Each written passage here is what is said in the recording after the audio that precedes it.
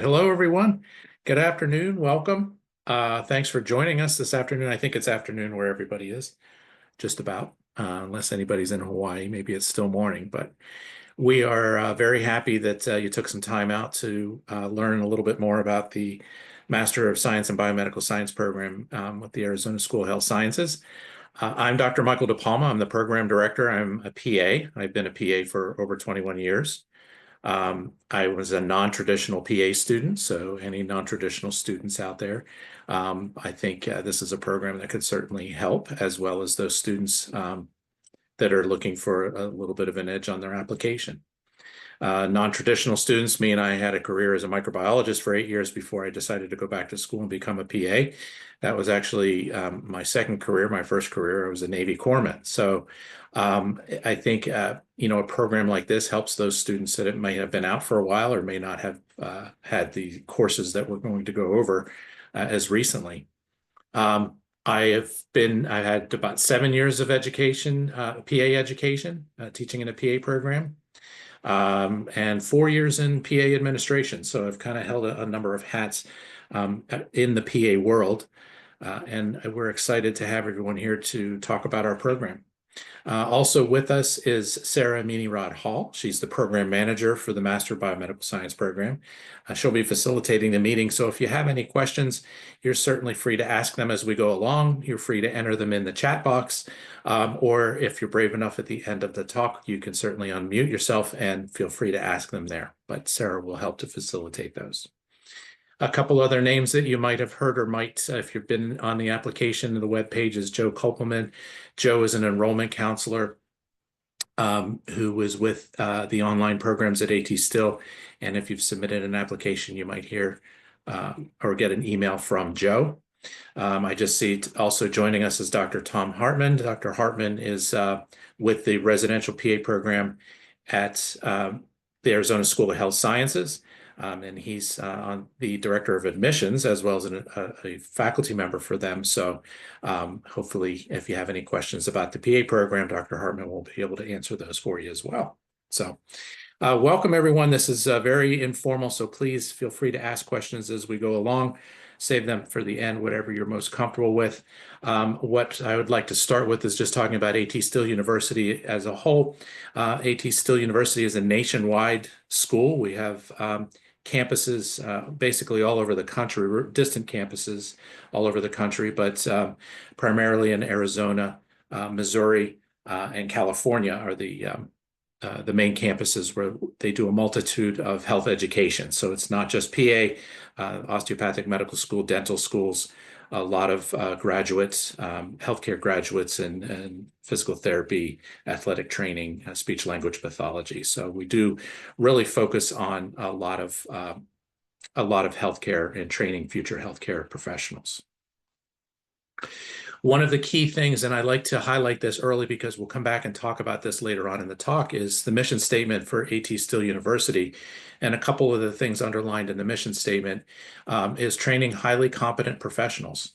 Osteopathic heritage is what that means is it really focuses on the whole person healthcare. And I like to highlight that because we focus on that, but that also is the application process, and the students that we're looking for is whole person healthcare. We don't just and Dr. Hartman can speak to this as well with the PA program. We don't look at one specific thing. There's not just a GPA that gets you into a program, because it's not a GPA that makes you successful in PA school or getting ready for PA school. You have to look at a number of different factors.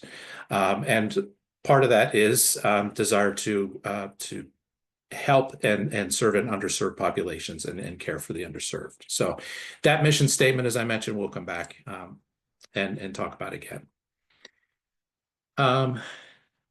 So the biomedical science program, the Master of Science and Biomedical Science, it's a completely online program, asynchronous.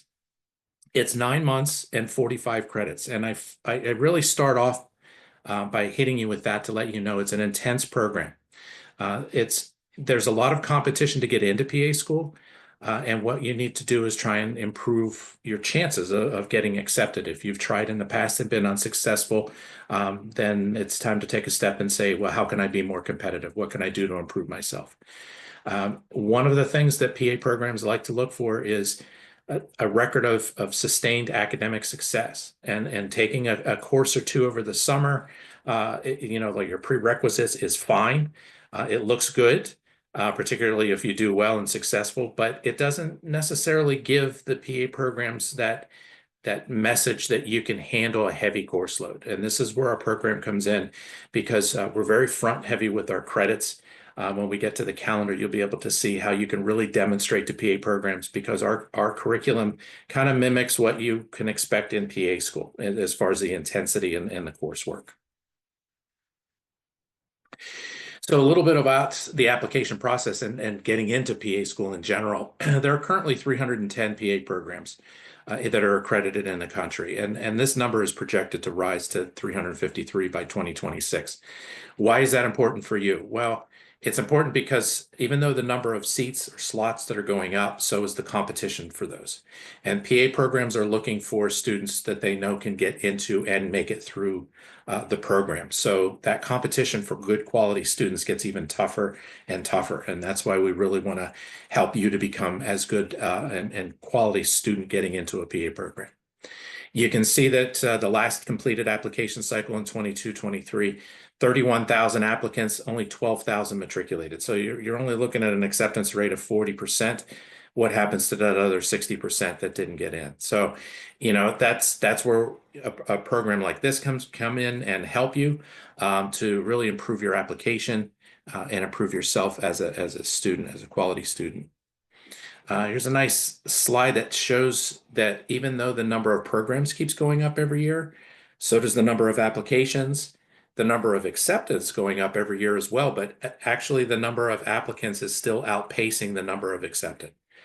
So right now, if you average this out, it's almost 1,000 a year, and applications is going up, only about 750, increase of 750 of matriculants a year. So the number of applications is still outpacing the number of accepted.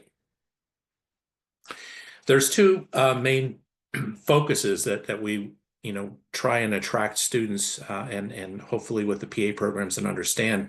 Number one, if you've applied to PA school in the past, and you can see by this, almost a third of the students, 27.9 students, have previously applied to PA school. And on average, they've applied for 2.2 years. So that's a time from undergraduate. There's a delay in getting accepted. In some cases, it's academics. In some cases, it's healthcare experience. Again, looking at a whole student, there's usually a few components that would keep you from getting into PA school, which is what we try and address. The academic performance side. So once you get into school, we also want you to be successful in PA school. And a graduation rate of 94.2% sounds great, and it is great. However, there's still that 5.8% of students that aren't getting through graduation, and about 3.8% of them are due to academic reasons, academic dismissals. So what we want to do is try and limit that. We want you to be successful once you get into school. There's a term that we use in PA education, it's called deceleration, and this can be short-term or long-term. Short-term means you have to repeat a module or a course or a system that you did not master the first time around. Long-term means you actually have to withdraw from the program, wait a year, and then enter next year. That's costly to the programs. That's costly to you as a student, because you have to pay for another year in addition to the one that you've already paid for. So being academically prepared is very advantageous, not only financially, but just to get you out and practicing much sooner. So one of the first things that I like to talk about is, oops, you don't need to see that. There you go. One of the first things that I like to kind of talk about is how do you be a competitive applicant? First and foremost, it's GPA. I mean, that's usually one of the big things that PA students are coming in with a lower GPA, or some component of a prerequisite requirement doesn't meet what the program's minimums are. So how can I improve these areas? Our program helps with an overall GPA. Our program helps with science coursework, advanced sciences.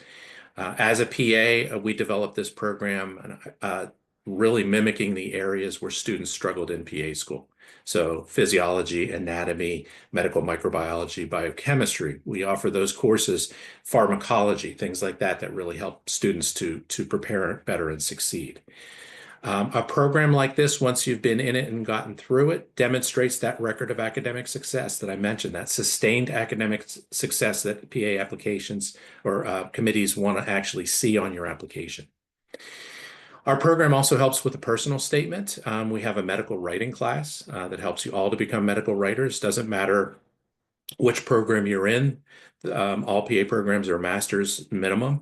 And as a result, you will have to do an evidence-based medicine project, a capstone project, a research project, something that is going to require writing. So we really focus a lot on medical writing and your personal statement to help you prepare for your application. The bottom bullets are areas that we don't really focus on with our program, but we're talking about how you can be a better and more competitive applicant, and I'd like to cover these as well. I previously sat on an admissions committee, so these are things that we also identified to students as needing to strengthen their applications. So healthcare experience. I encourage you to reach out to the programs that you're interested in applying for to find out what they consider quality healthcare experience. And maybe I should add that to this slide as quality healthcare experience. It can be voluntary, it can be paid, EMT, CNA, MAs, that all counts.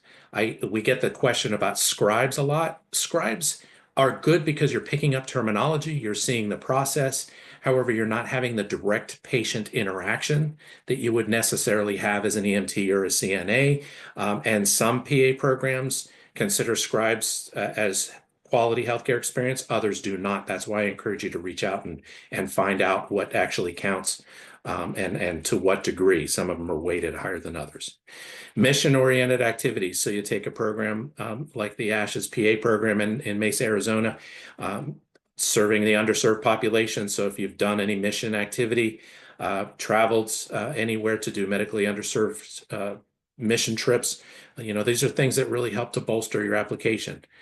Research, if you're looking at a PA program that really emphasizes research, having that on your application helps to demonstrate diversity.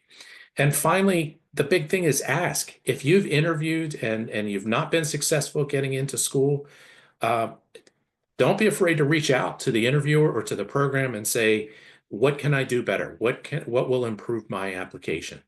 And then, that's something you can strengthen and work on for next year. One of the worst things that we see from students is on repeat applicants is they've done absolutely nothing. They've applied 1 year.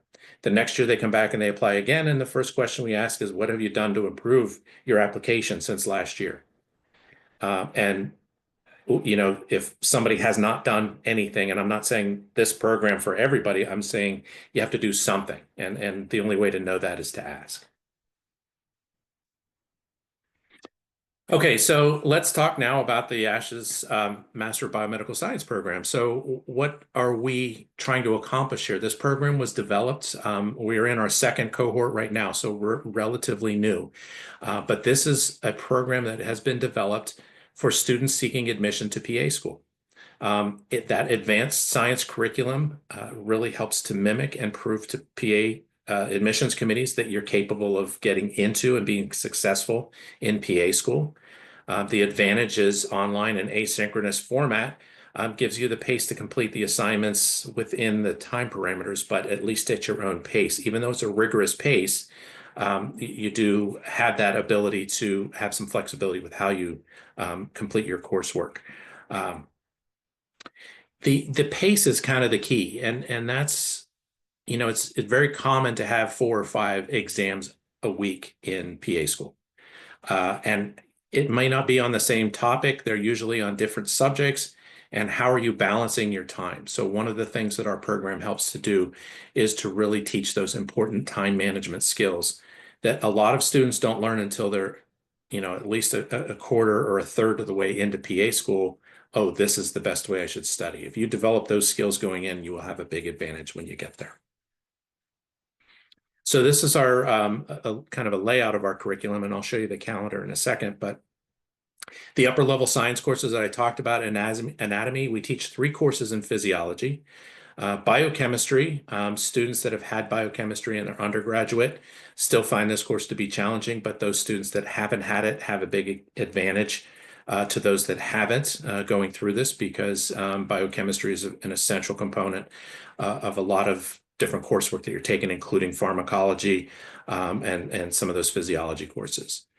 Immunology, genetics, medical microbiology. I'm going to put a plug in for that because that's my passion as a prior microbiologist, and that's the one that I teach. We really try to teach these courses as really a stepping stone to prepare you for PA school. How does medical microbiology, how does human disease affect humans, and how do we work on treating and eradicating? So you learn a lot more about just really different from your general microbiology class that you might have had in undergraduate. The social science courses I mentioned, medical writing, very important. Medical ethics is another course, along with social and behavioral determinants of health, because these are all important courses that you will have at some degree in PA school, but you're trying to learn medicine in PA school, and a lot of the concepts that are covered in these courses, you don't have time to dedicate to learning as much as they will really help you. Understanding social behavioral determinants and medical ethics before you get into PA school really help you understand your patient populations, how to treat them better, and really how to focus on medicine when you get there. And then we have a 3-course capstone series. This is what should get you excited about being a PA, because the first capstone, you get to research all different types of team-based care. So how do pharmacists who work in a hospital interact with PAs? How do physical therapists, to all different disciplines, and how we work as a healthcare team. Capstone 2 starts to get into PA, where you interview a PA. We do mock interviews to help you prepare for PA school, and you have a lot of writing in this course as well, but it's really kind of the research of the profession that is what a lot of the admissions committees will be looking for. How well do you know the profession? Why do you want to be a PA, and how did you research it to get to this point? So our program calendar starts, our next program starts July of 2025. That will be our next cohort.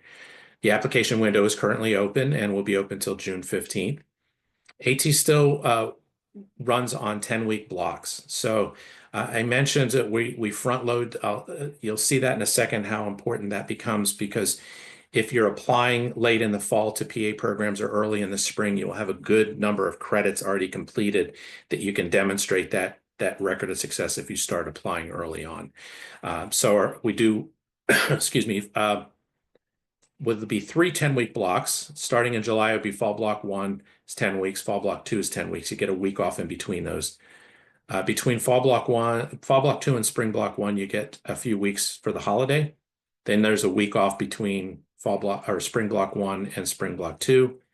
Spring block 2 is only a 6-week block, because the only course you have at that time is your capstone 3, and you'll finish off your project for capstone 3. Graduation is in 2026 in Mesa, Arizona, and we encourage all of our students to attend our inaugural cohort. I think we had 35 students, and 24 of them came for in-person graduation. So it's a big accomplishment to get through this program and get your master's degree, and we encourage everyone to come to graduation in person. So if you've been on the website, you might have already seen this page before. This is our course calendar, starting with that July block of 10 weeks. You have medical writing, medical physiology 1, biochemistry, microbiology, and clinically oriented anatomy. If that gets your pulse rate picked up a little bit, it should. That's pretty aggressive. That's 15 credits in 10 weeks. That's a lot. Block 2 gets even tougher, even though it's 15 credits. There's 6 courses in block 2. Then you have a little bit of a breather. There is some discussion. We may shift this around to give you a little bit of a break in block 2, but really it comes to the importance of demonstrating in that first semester from July to December. You would have either 28 or 30 credits to be able to demonstrate to admissions committees that you're capable of doing the work. So I think getting through this would really help to impress a lot of admissions committees that are out there. So fall block 1, 5 courses, 15 credits. Fall block 2, Right now, 6 courses, 15 credits, that's 30 credits by that first block. Very proud of our faculty. We've kind of assembled not just PA faculty. There are a number of PAs that are both have experience in teaching in PA programs, PA education, as well as PAs who are in clinical practice. We have a lot of non-PA with subject matter expertise. Our anatomist and our physiologist are both experts in anatomy and physiologists, same as our biochemists. So, you're learning from the experts in the field. Our pharmacology, you learn from a pharmacist. Sorry, third meeting, and I have lots of talking today, so. The other thing is, if you haven't taken online courses, and many of you probably have with COVID, it's a different way to learn. So a lot of learning in online education is learning on your own, and what we try and do is facilitate and prepare, interact with you as much as we can. So, all of our faculty have experience in online and asynchronous teaching. And that doesn't mean we just give you something to read and at the end of the week regrade what you have. We're very interactive with our students, with discussions and responding to discussions throughout the week. A lot of faculty have weekly office hours.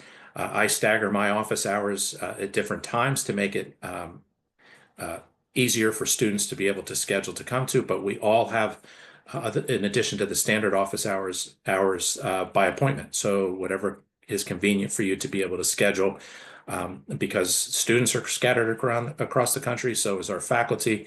We want to make this and help you to be as successful as you can be. So who should apply? So hopefully you have a good understanding at this point of whether you're falling into this category. If you need to, we like to say if your GPA needs a little rehab, this is a good program to help with that. It can help with the overall GPA because we're looking at 45 credits. Science GPA is 28 credits, so it can really help to bolster both overall and science. Those of you that might have not comprehended as much the first time around, or if it's been a while since you've had some of these upper level science courses, these courses can help to refresh your knowledge and understanding and better prepare you for getting into PA school. If you've heard of a gap year typically talks about that year off. And the reason why I wanted to mention this is if you remember back to that earlier slide that said students apply for 2.2 years, that means they're after graduating from undergraduate, they're waiting around for a year or two. This is a program that can be taken, so maybe it's more of a bridge program that can help fill that gap year and help better prepare you for both getting accepted and succeeding when you get into PA school. We have very few prerequisites. We wanted to remove as many barriers as possible to help you succeed. Anatomy, just because a 10-week anatomy course, if you've never had it, is very difficult to teach. So it's more like ours is an anatomy refresher course. English composition should be obvious at this point because we do a lot of writing in our program. So we do need to have some basic understanding with English composition. And a GPA of 2.5, a minimum overall, and science GPAs of 2.5 is all you need. I will say, this is completely dependent on the number of credits that you currently have, both baccalaureate and post-baccalaureate, so you will need to do the calculations. But if you factor in the number of credits that we have, an average bachelor's degree of around 120, 130 credits, if you have a GPA right now of 2.75, and you roughly get a 3.6 in the program, that would raise your GPA to a 3.0. Again, it depends on the number of credits and on the grades that you've had in those classes. So that's just a very rough estimate. But the reason why I bring that up is because that 3.0 is a minimum GPA for a lot of programs. So this is a program that even with the 2.5 GPA, you'd be able to get to. We used to have 2.75 as our starting GPA. We lowered it to 2.5. Because after our first year, we accepted a number of students who were around the 2.5 range. They did very well in the program. They elevated their GPAs, maybe not to the 3.0 level, but enough that it made them competitive applicants for programs that were looking at the student as a whole, whether they didn't have a minimum GPA or whether their entry GPA was lower than a 3.0. So it does give you opportunities even with a lower GPA. So. I mentioned that mission at the beginning as well. And is our program for you? And the first thing you should step back and look at what your mission is. Does our mission with the MSBSM program align with your mission? And I put that on here because when you're interviewing PA programs, and I say you're interviewing PA programs because yes, they're inviting you for the interview, but you should be interviewing them as well. It needs to be a right fit for you to be successful in PA school. It's a big chunk of your life. It is intense, and you want to do everything you can to best prepare yourself. So you should be interviewing them to make sure that your mission aligns with theirs, that the way their format, the way they teach, to make yourself as successful as you can be going into that program. So I want you to kind of approach our program the same way. Does our mission align with yours? And what can we do to help you? One of the things that you might have noticed on our website is the guaranteed interview. If you complete the program means you have to graduate from the Master's of Biomedical Science program with a 3.5 GPA or higher, and you meet the minimum requirements of the ASHS PA program. So you have to meet all of their prerequisite requirements. Then you will be granted or guaranteed an interview with the ASHS PA program. Wouldn't be complete with that. Well, I'll talk about financial aid here. Not much to say other than financial aid is available. It's very highly specialized, and it's something that we encourage you to reach out to the financial aid counselors so you can have a one-on-one. There isn't an answer that I can give for that's would work for every student. It's very, very individualized. So their contact information is there. And paying for school is very important, whether it be this program, PA school. You should really investigate all of your options so you can at least eliminate one of the stressors that would be involved with going to PA school. So disclaimers, I do have to have a few disclaimers. One, the second bullet is about that guaranteed interview. Again, it's for graduates, and it is only intended for the ASHS PA program. So that's the Mesa, Arizona PA program. It does not apply to any other programs offered at ATSU at this time. And please understand that guaranteeing the interview, it does not ensure admittance in the program or have any preference in the admission selection process. It just helps you to get the interview and gets kind of that hopefully step further than you've gotten to this point. The other thing is this is a program that was specifically designed for prospective PA students. We've had a number of students who have inquired about using the program and the curriculum to explore other healthcare disciplines. And we can attest to whether our program courses would meet the program requirements for any other disciplines outside of PA education. So that is up to the applicants to research and understand and discuss with those admissions committees as to whether any of these prerequisites or any of the program courses would meet their requirements. Okay, so enough of that. Let's talk about our first year and the success that they had. I mentioned that at that time that we accepted these students, the overall GPA or our entry GPA was 2.75. Students came in, if you notice, we did grant some waivers, and the minimum GPA overall was 2.14, and the minimum science GPA was 2.21. So I will say all our students passed, and our students did fairly well. We had a few students below 3.0, but on the average, the median GPA is 3.73. The average was 3.67. So I think when you look at the students that came in and the overall results, we can say we were successful in that regard. The other success is who got the interviews.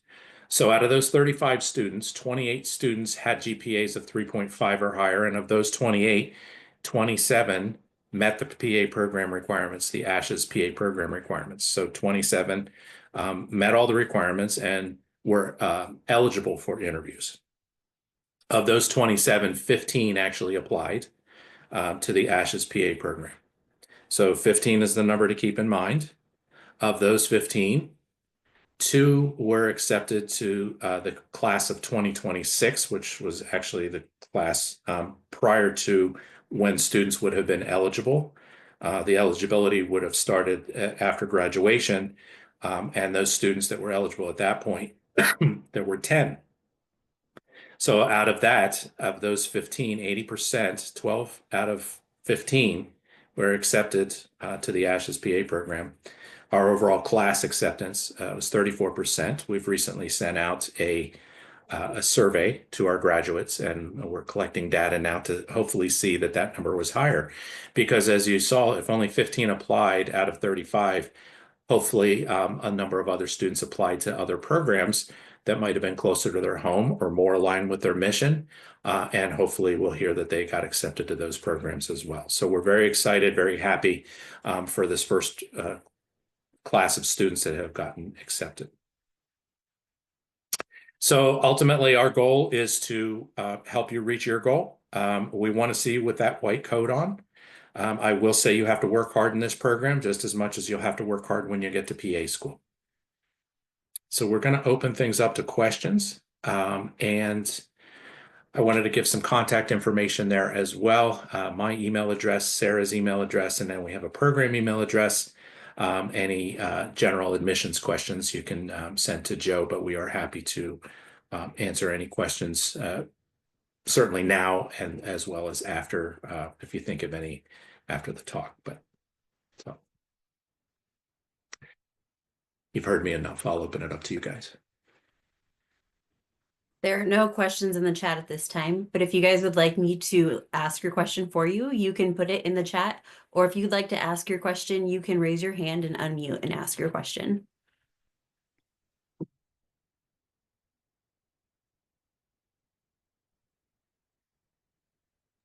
So our first question is, we need a minimum 2.5 GPA overall or a minimum 2.5 GPA according to CASPA? Well, that's kind of both the same. You should be counting all of your credits for CASPA. So because that's what PA schools are going to be looking at, all of your transcripts. So they should both kind of be the same. Okay, our next question is, are there a limited number of seats in the program? Great question. They're not. We want to make every opportunity for students to be able to come into the program.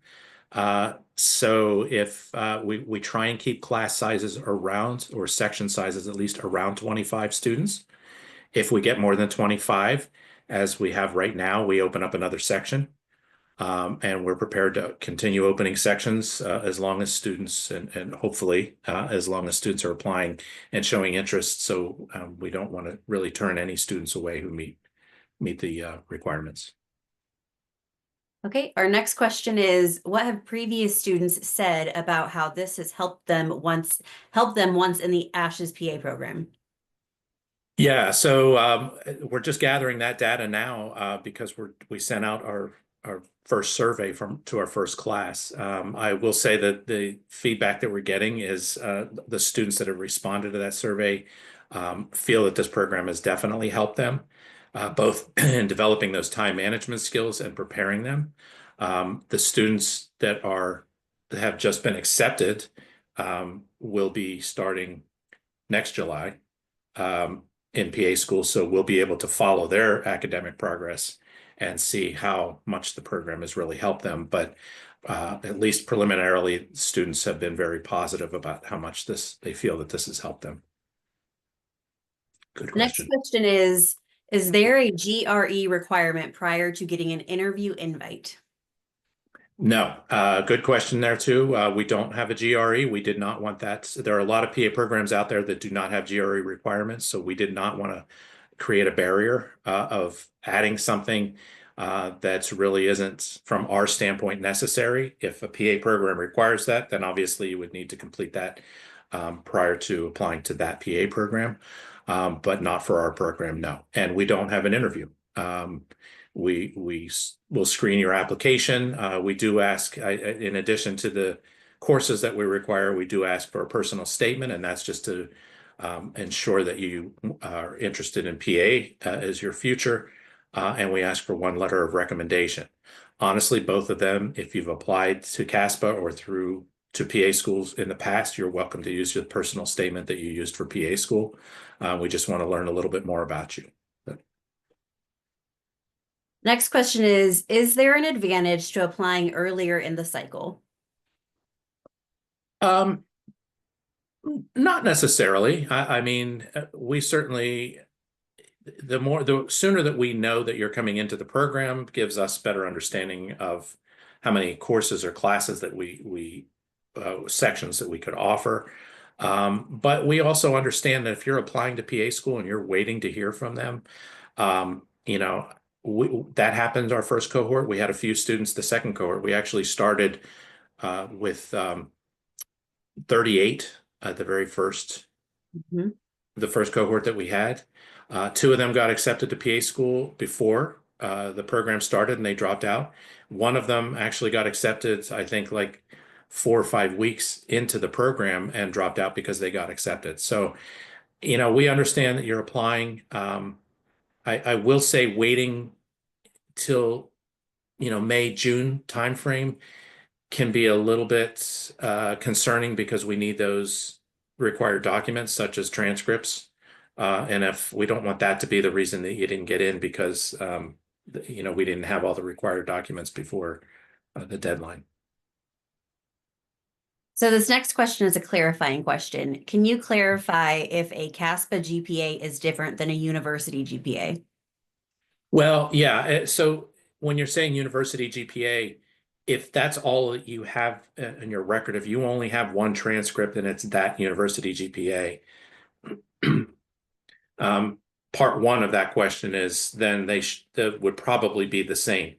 Part two of that question is if you've retaken any classes over again, so um, you either had a failing grade or a lower than prerequisite grade. If a CASPA requires a B because the program requires a B in biology, you had a C and you took it over again and you got a B the second time, the B is the minimum, but a lot of programs would average those, or at least the college transcripts would average those together. So CASPA would consider the B as meeting the minimum requirement, but it depends on the program requirement of whether they would average and require both of those grades.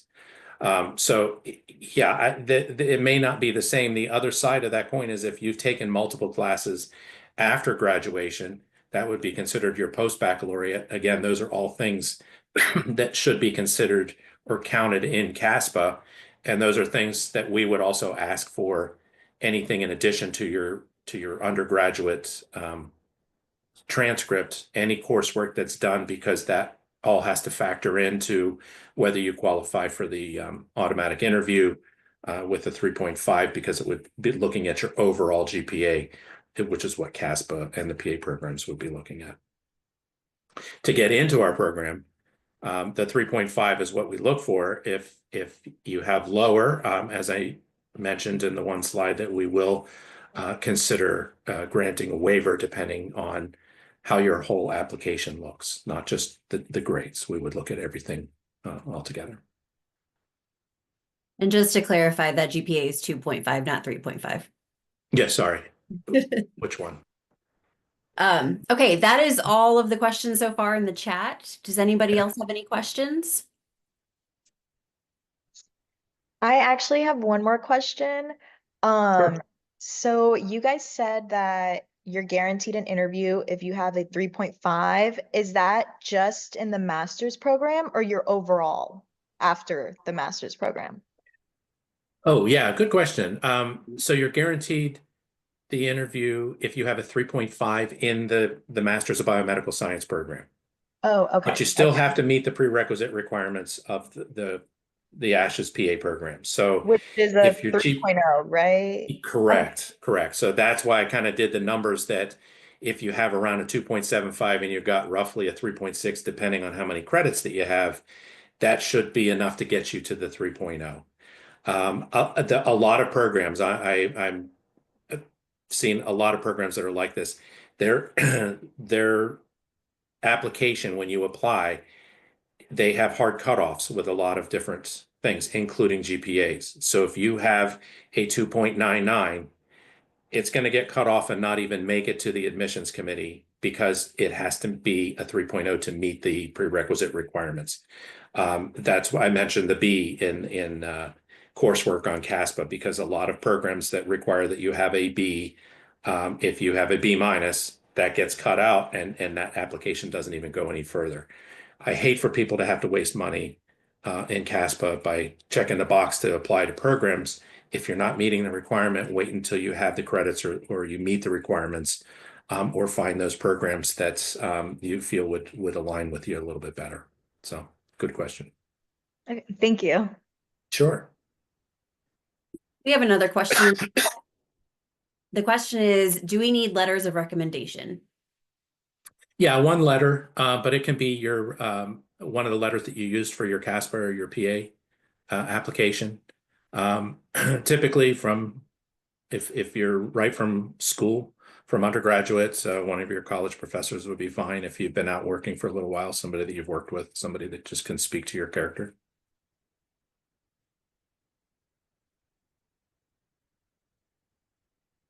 Are there any more questions?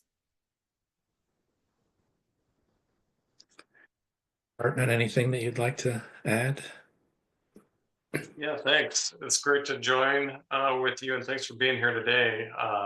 I'm the director of admissions for the residential PA program here in Mesa, and I think the MSBMS program really gives students an opportunity to prove themselves who would make great PAs that don't necessarily have like strong academics in undergrad for whatever reason, right? So maybe you didn't plan on being a PA when you started undergrad, and then you got through with college and decided you wanted to be a PA, kind of like I did.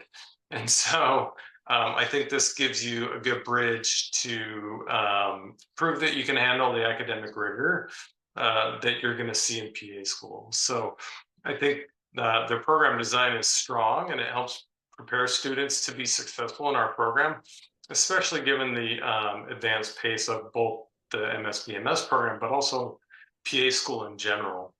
I was talking to a student just this week.